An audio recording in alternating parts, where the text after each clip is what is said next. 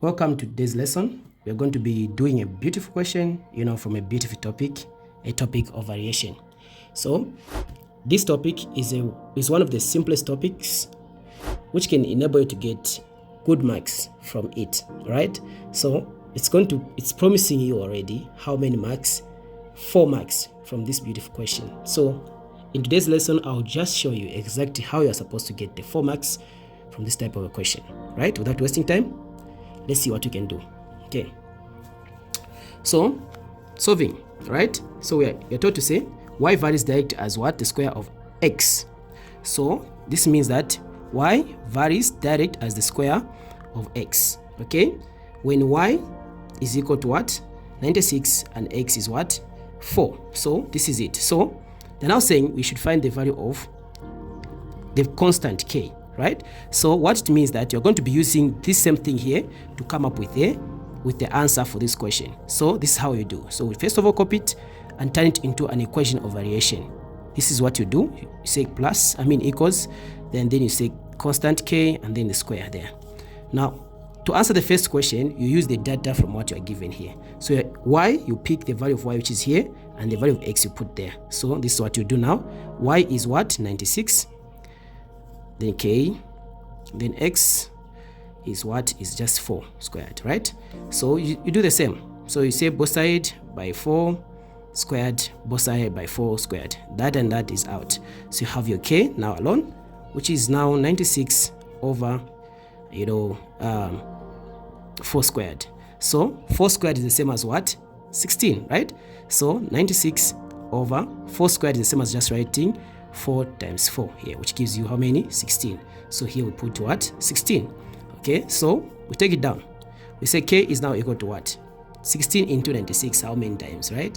16 into 96, it's how many times? Okay, so 96 divided by 16 is 6. So our answer is going to be what? 6. So the constant of variation here is what? Is 6. So if you can do this one, you get your mark as what? As 1 mark as they have promised in this question. So we go to number 2, part B, and part B says that we need to find the value of what? The value of y when x is what? Is 5. All right? We need to find the value of y when x is what?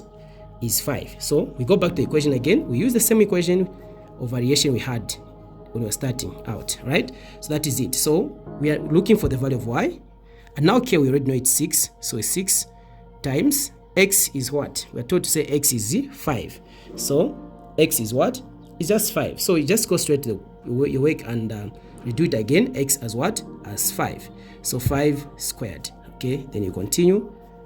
6 times 5 squared is the same as what? 25. For those of you who do not know what is happening here, 5 squared is the same as 5 times 5, which gives you 25. Okay, so this is it. So here we're going to put 25. So y is going to be what? So we say 6 times 25. So 6 times 25 is the same as how many? So 6 times 25 is the same as 150. So our answer here we are looking for was what? Was 150. If you can do this, then you are okay. All right? So we go to part C. Okay? So part C says what? Part C says we find the value of x when we are looking for the values. Mind you, it's the values of x when y is 24. Okay, so what we do, as always, we still use the equation, and we'll come back to this one later on. So we say y was said to be k x squared, like that, right? So what we do is now simple. We have got the values of x. We're looking for the values of x when y is what? 24. So we say 24 here is equal to k, we now know is 6, right? And then x is what? X is what we're looking for, right? Let me just put in brackets for now. Let's just square it like that, right? So we say 24 is equal to 6x squared. We divide both sides by 6, okay, like that. Then we have got x squared remaining alone as 6 divided by 24. So 6 into 24 is the same as what? 4, right? So now that you've reached this point, this is not your final answer. What you need to do is find the square root to remove this square here, right? So x is going to be what? Positive or minus of what?